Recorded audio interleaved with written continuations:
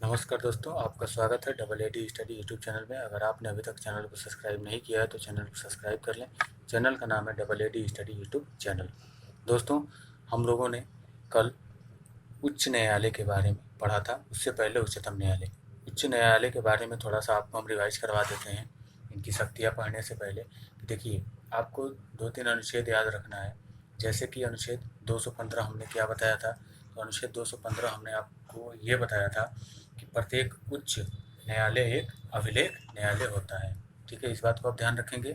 ठीक है, और सेवानिवृत्ति की अधिकतम उम्र हमने कितना बताया था, तो 62 वर्ष उच्च न्यायालय के न्यायाधीश और 65 वर्ष उच्चतम न्यायालय के न्यायाधीशों की जो सेवानिवृत्ति की अधिकतम उम्र सीमा है, ये 62 वर्ष उच्च न्यायालय, 65 वर्ष उच्चतम न्यायालय।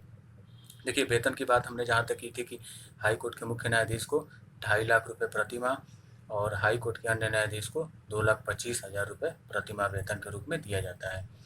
अगर हम बात कर लें कि केंद्र शासित प्रदेशों में एकमात्र दिल्ली के पास ही उच्च न्यायालय है।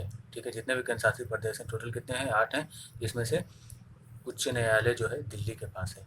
ठीक है, देखिए, भारत में वर्तमान में कुल उच्च न्यायालयों की संख्या ये आपसे पूछ सकता है, तो ये आप बताएंगे 25। 1862 में, ये आपके लिए बहुत ही इंपॉर्टेंट है, इसको आप ध्यान रखेंगे कि 1862 में सर्वप्रथम कलकत्ता, बम्बई और मद्रास, ठीक है, कलकत्ता, बम्बई और मद्रास, इन 3 जगहों पे उच्च न्यायालय का गठन किया गया था। कब? 1862 में। आगे बढ़ते हैं हम लोग, आज के टॉपिक पे आते हैं। और आज का टॉपिक कुछ इस प्रकार और बहुत ही इंटरेस्टिंग है आपकी जानकारी के लिए, और परीक्षाओं की दृष्टि से तो है ही है। देखिए, उच्च न्यायालय की शक्तियाँ, अनुच्छेद 226 आपको बस ध्यान रखना है उच्च न्यायालय की शक्तियों के अंतर्गत। अनुच्छेद 226 क्या कहता है कि नागरिकों के मौलिक अधिकारों की रक्षा हेतु उच्च न्यायालय को रिट जारी करने का अधिकार प्राप्त है। ठीक है, 226 में है उच्च न्यायालय को रिट जारी करने का अधिकार। किसके लिए? नागरिकों के मौलिक अधिकारों की रक्षा हेतु। इस बात को आप ध्यान रखेंगे। फिर है आपका महान्यायवादी एवं महाधिवक्ता। बहुत ही इंटरेस्टिंग टॉपिक है ये, और आपको जानना बहुत ही ज़रूरी है। आज आपका जो भी कन्फ्यूजन है महान्यायवादी और महाधिवक्ता से रिलेटेड, वो सभी आप दूर कर सकते हैं यहाँ से, थोड़ा सा बस ध्यान देंगे आप। आइए हम लोग समझते हैं महान्यायवादी और महाधिवक्ता। देखिए, जो महान्यायवादी है, अनुच्छेद 76 में उल्लेख किया गया है महान्यायवादी एवं महाधिवक्ता की। ठीक है, तो आपसे पूछेगा कि अनुच्छेद किस अनुच्छेद में महान्यायवादी के बारे में बताया गया है, तो अनुच्छेद 76। ठीक है, अनुच्छेद 76 में उल्लेख है महान्यायवादी की। भारत सरकार का प्रथम विधि अधिकारी होता है कौन? महान्यायवादी भारत सरकार का प्रथम विधि अधिकारी है। ठीक है, कैसे भी आपसे प्रश्न बन सकता है कि भारत सरकार का प्रथम विधि अधिकारी कौन होता है, तो महान्यायवादी होता है। ठीक है, इस बात को आप ध्यान रखेंगे। इसके अंतर्गत आपको अनुच्छेद 76 फर्स्ट याद रखना है। 76 क्या था? 76 में है महान्यायवादी। जो महान्यायवादी हैं, क्या है, महान्यायवादी का उल्लेख किया गया है 76 में। इस बात को आप ध्यान रखेंगे। 76 फर्स्ट में उच्चतम न्यायालय के न्यायाधीश की योग्यता रखने वाले व्यक्ति को राष्ट्रपति महान्यायवादी पद पर नियुक्त करता है। तो आपसे प्रश्न बन सकता है कि किस अनुच्छेद के अंतर्गत यह कहा गया है कि जो उच्चतम न्यायालय के न्यायाधीश की योग्यता रखने वाले व्यक्ति को राष्ट्रपति महान्यायवादी पद पर नियुक्त करता है, तो अनुच्छेद 76 फर्स्ट। महान्यायवादी राष्ट्रपति के प्रसाद पर्यंत पद धारण करता है। महान्यायवादी करते हैं राष्ट्रपति के प्रसाद पर्यंत पद धारण करते हैं, और जो महाधिवक्ता हैं ये राज्यपाल पे, ये आगे हम बताएंगे आपको कि राज्यपाल के प्रसाद पर्यंत पद धारण कौन करते हैं, तो ये करते हैं महाधिवक्ता, और महान्यायवादी राष्ट्रपति के प्रसाद पर्यंत पद धारण करता है। ठीक है, देखिए, जो महान्यायवादी न तो सरकार का पूर्णकालिक विधि परामर्शी है, इसको बात को आप ध्यान रखेंगे, सरकार का पूर्णकालिक विधि परामर्शी है, और न ही सरकारी सेवक। ठीक है, महान्यायवादी के बारे में बताया गया है, न तो सरकार का पूर्णकालिक विधि परामर्शी है और न सरकारी सेवक। ठीक है, मज़ा आ रहा होगा आपको। आगे बढ़ते हैं हम लोग।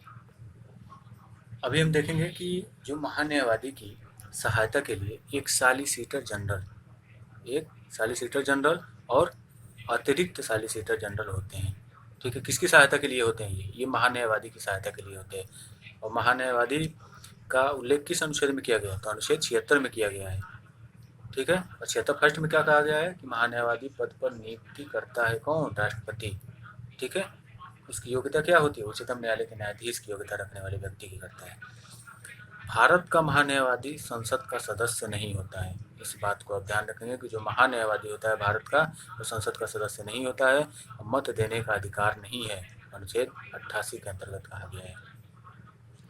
अनुच्छेद 165 को भी ध्यान रखना है आपको, राज्य के महाधिवक्ता की व्यवस्था की गई है। अनुच्छेद 165 में राज्य के महाधिवक्ता की व्यवस्था की गई है। राज्य का सर्वोच्च विधि अधिकारी होता है। तो अगर आपसे ये पूछ ले कि राज्य का सर्वोच्च विधि अधिकारी कौन होता है, तो ये होता है आपका कौन, तो ये होता है आपका महान्यायवादी।